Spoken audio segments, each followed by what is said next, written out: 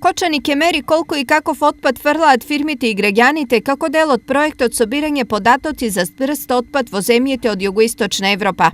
Ови резултати представлjaју прву информацију о окупним количинама. Ова мерење ќе ни ја даде првата информација за вкупните количини на отпад во општината, а потоа ќе преминеме на податоци за составот на отпадот. Овие податоци ќе бидат основа за градење на систем за управување со отпад.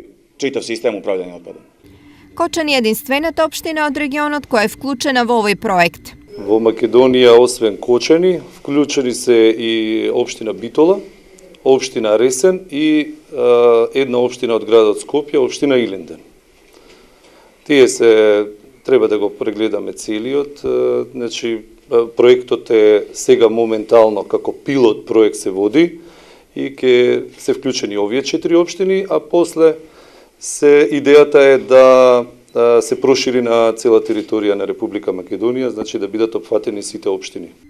Што податоците за количините и видот на отпадот значат за Кочани? За општина Кочани значи многу, затоа што ќе добиеме релевантни податоци од самиот терен за количините и составот на отпадот, врз основа на што ќе може да се градат во иднина стратегии за управувањето со отпадот во општина Кочани.